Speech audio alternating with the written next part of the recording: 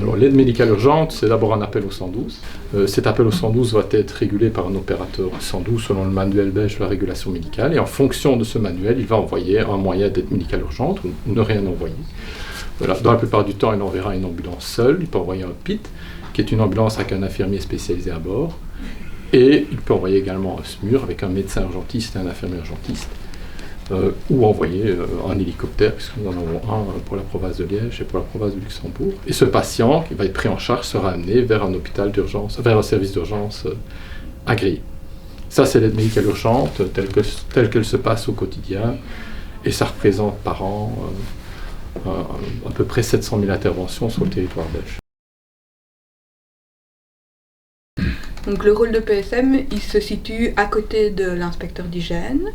Et ma première préoccupation lors d'une situation d'urgence, ce sera de m'assurer que les personnes qui sont impliquées dans cette situation, mais non blessées, soient bien prises en charge.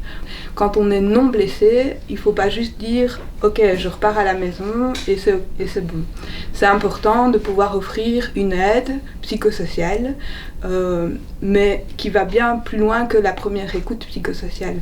Un exemple, il est possible que des personnes se retrouvent sans domicile et mon rôle, ce sera de m'assurer qu'ils soient bien relogés et qu'ils disposent de tout ce qui est nécessaire pour rencontrer leurs besoins primaires, c'est-à-dire manger, se vêtir, jouer quand il y a des enfants qui sont sur place et pouvoir communiquer avec leur famille aussi. Mon rôle, ce sera de coordonner les personnes qui vont intervenir pour fournir cette aide psychosociale, notamment les coordinateurs psychosociaux locaux qui sont généralement issus des CPAS des communes ou des services sociaux communaux, mais aussi des partenaires externes comme la Croix-Rouge qui va pouvoir nous soutenir les communes dans cette prise en charge psychosociale.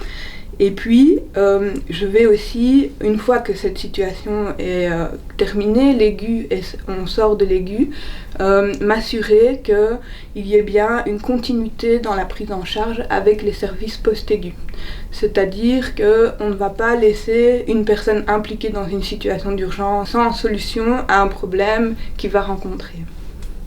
Et quand il n'y a pas de catastrophe, j'accompagne les communes dans la mise en place de leur plan d'intervention psychosociale d'urgence, de sorte à ce qu'ils puissent anticiper, se préparer et s'exercer pour pouvoir faire face à une situation d'urgence, puisque en général les intervenants psychosociaux locaux ne font pas face à des situations d'urgence tous les jours.